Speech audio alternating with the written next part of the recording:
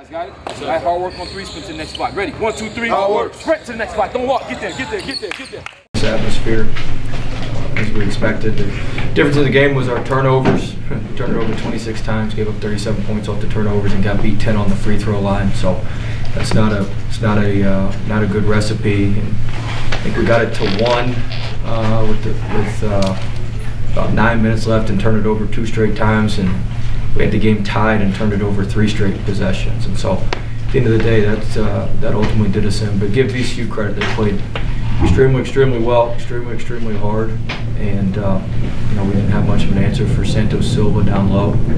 Thought he played really well, and it was a really good game. Well, how was it to be back? A blast, Paul. No, no. In all seriousness, I know. This was the longest I've been anywhere as a coach. I was here 4 years as an assistant, 2 years as a head coach. I know it probably didn't end how everybody wanted to, but you appreciate the atmosphere and the fans are passionate. And the fans are tremendous. So this was just another charged up atmosphere. I was kind of telling our staff about the game when we played Butler, and I was an assistant here after the final.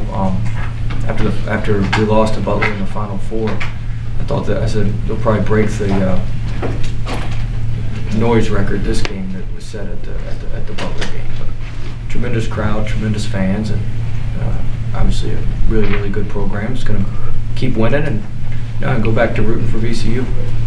Well, what happened in the second half when you were able to cut into a 12-point lead and had an 11-0 run? What did y'all do a little bit? We didn't turn the ball over as much. We were able to keep the ball in the middle of the court. We ended up playing on the sides way too much. So when you play on the sides, it cuts the court in half, and VCU's so good at running through all that stuff. So we were able to play a little bit more in the middle of the court. Well, I know you talked about turnovers and being concerned about them before you came here. Yeah. Do you think your guys maybe didn't understand exactly what this was going to be like? No, we did our best to educate, but I mean, you can't simulate this. Right. You can't simulate what they do, and I mean, it's something that they do every day.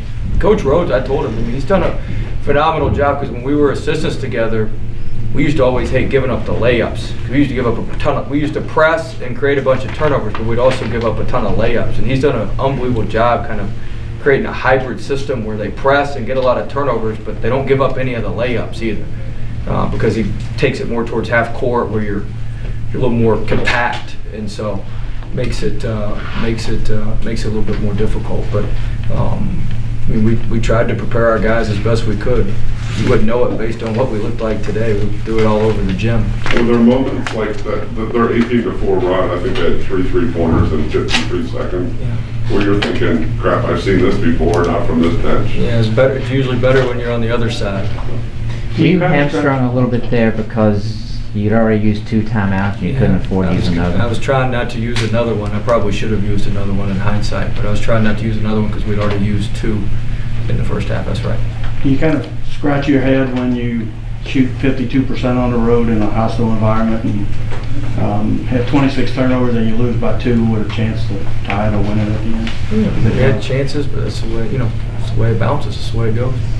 Well, outside of going through the SEC schedule, was this as hostile an environment as you have been in since LSU?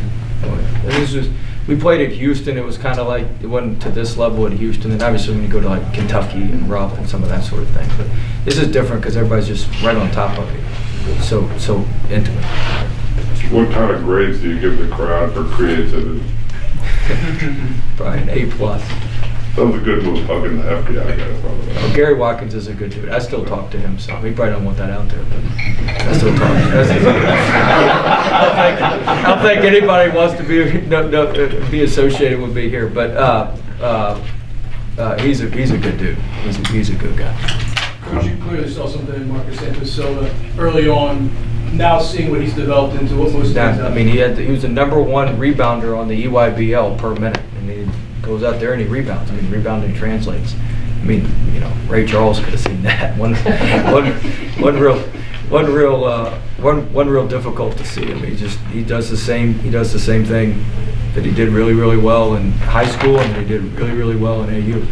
Rasheem Davis, my assistant at the time, who's now at Arizona State, he's the one who was 110% convinced how good Marcus was going to be. Skylar, what was Coach Wade telling you as the game went on, so you got to keep you guys in it? Just stay aggressive. Trying not to let them be the aggressor, which is a tough thing to do. And like Coach said, credit to them. And he prepared us very well. We just didn't execute the game plan as far as them causing so many turnovers and scoring off of that. That was definitely the difference in the game. When you had that 11-0 run in the middle of the second half to get back in it, how did you feel with the energy? I mean, did y'all feel like y'all were doing what he wanted y'all to do? Yeah, we felt like we had a chance. Based on all the preparation we've done in the summer and up to now, we always believe in ourselves and just never quit. And we were just competing and trying to get back into it, and just came short.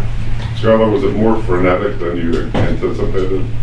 Just their pace? This is my fourth year of college, and this is number one. It's the toughest environment I've ever played in. Wow. Will, you were very cool, calm, and collected throughout. Was that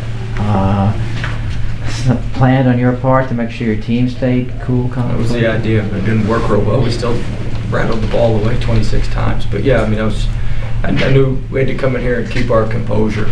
And it starts with me. I had to keep my composure, and that's what we were trying to do. And hopefully the team was able to feed off that a little bit. I don't know when y'all got in, but other than the game, how did you spend your time back here? Did you get to see some other people? I saw some folks. Some of the former players came and shot last night. A couple of those guys came around when we shot last night, and got to spend some time with them. And that was really about it. We were pretty busy today, getting ready for game day, especially with it being an early tip-off.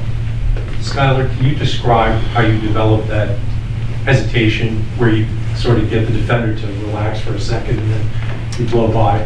Yeah, as y'all can see, I'm not the fastest guy on the court, so I kind of try to use a change of pace to get guys off balance and play off that. And, I've been one of the slower guys on the court for a long time, so I guess over time I've been able to develop it well enough to get to where I need to be. Anything else, guys?